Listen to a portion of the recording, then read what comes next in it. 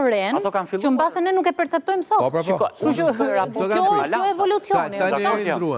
Shikoj raportin e balancave. Më shumë inteligenca artificiale anon pozitivisht, se sa negativisht. Ne përmendëm bashkarisht me doktoreshën që ka side efekte. Për shembull, një side efekt tjetër, postura e qëndrimit gjithkohon në telefon apo në laptop, probleme me shtyllë kryqëzore. Domethënë, patjetër duhet shkosh për cervikalin tek një trajtosh një fizioterapist. Por patjetër, ndoshta mbas 10.000 vjetësh, njerëzit do kenë gishta shumë të gjatë se ç'kemi ne sot.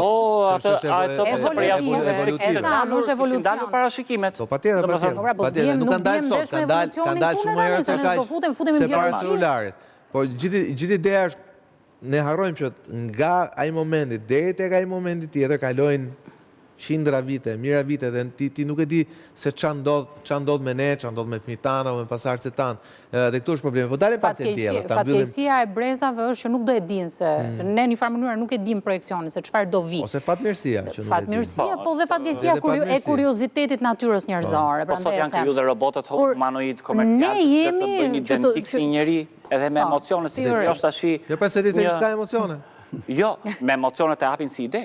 Sepse pra ato që nuk janë kurrë teknologjisë, po bëjmë kontradikt, u bëre kontradiktor te kjo pika. U bë kontradiktor tani. Këto thonë, si ka mundësi që kjo bën gjestura dhe mimika në fytyrë. Ato harrojnë. Apo këtë po flisni pra se ke një orë që kundërshton një gjë që po bie dakord ti tani.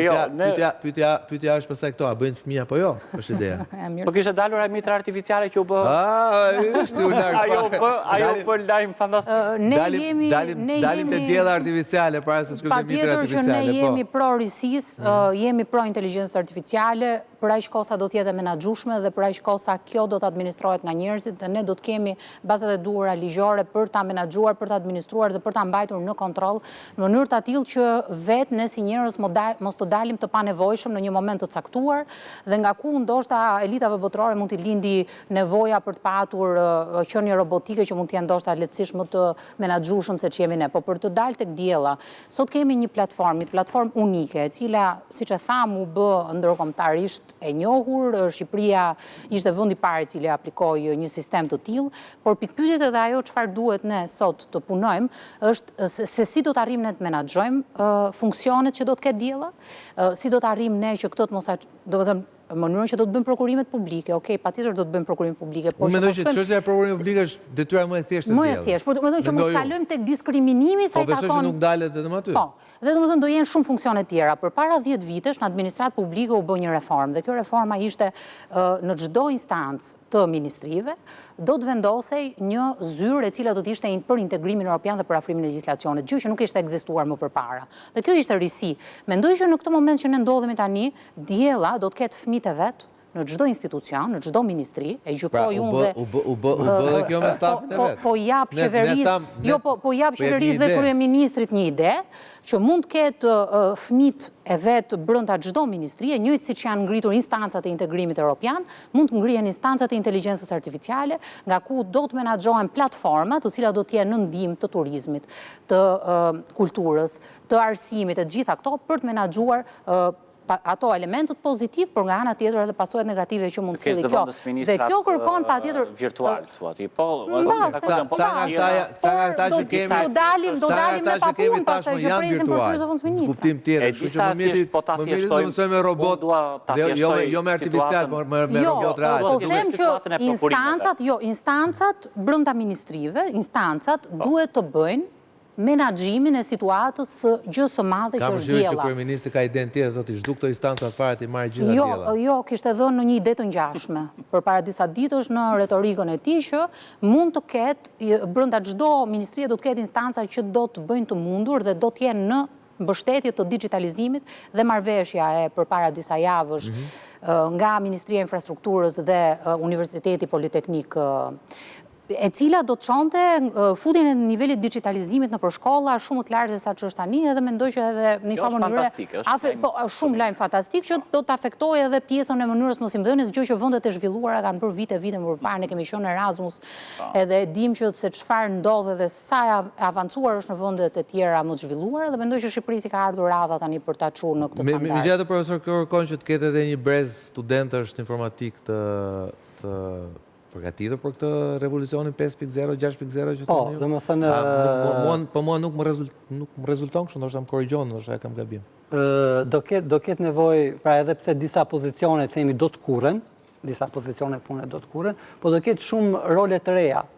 Sidomos do ketë nevoj për AI engineer, prompt engineer, AI integrator, për persona që integrojnë teknologji të AI, edhe programuesit që janë, themi, pjesë e krijimit të inteligjencës artificiale, prap do kërkohen akoma më shumë, ajo që thamë për më parë,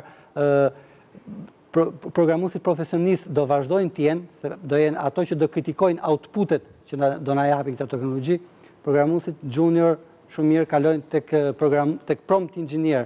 Pra, prompt engineering ose ky programimi logjik do duhet tjetë i domosdoshëm për gjithë njerëzit. Fakti që ne po i lem inteligjencën artificiale që të marrë shumë vendime për ne, në mjekësi, në arsim, në gjithë gjëra që ne folëm, qeverisje. Po, do jetë mirë që ne ta kuptojmë si funksionon. Edhe një nga pikat që është prap e këtij aktit të Bashkimit Evropian i 2024 është që platformat duhet të jenë transparente se si e nxjerrin outputin, me çfarë dhënash janë trajnu, edhe si janë përpunu këto dhëna dhe çfarë outputi. Domethënë që ne ta kuptojmë që ky outputi që na doli është me të vërtetë një output korrekt, për shembull kur ajo marrja e një kredie në bankë, të dalë të jetë transparent i gjithë procesi. Analiza që është bërë, rezultati, apo dhe në mjekësi një konkluzion të dalë. Për një kohë të shkurtër. Kjo, domethënë, do jetë që është... Elna, pyetje kam unë. Për shembull, mendoj që do vim të pika që do të vi një mashkull thotë dua dukem si Brad Pitt dhe një femër që do vi thotë dua dukem nuk e di si Kim Kardashian. Gjithë ato foto. Gjithashtu do të bëjmë kështu. Patjetër, kjo ka ardhur. Ka kalu kjo fazë. Tani ne duhet i bëjmë nxjerrim më të mirën e tyre, mos vimë kopjet e në këtë sugjerojmë. Që nxjerrin produktet origjinale, ëh? Patjetër, mos kemi më kopje të njëri tjetrit. Në fakt në dermatologji ka arritur shumë diagnostikimin, po njëkohësisht ka arritur shumë edhe përmirësimin e terapisë, trajtimet, kështu që janë bërë më të personalizuar, janë bërë më jo kopje njëri tjetrit. Ta mbyllim me entuziazëm.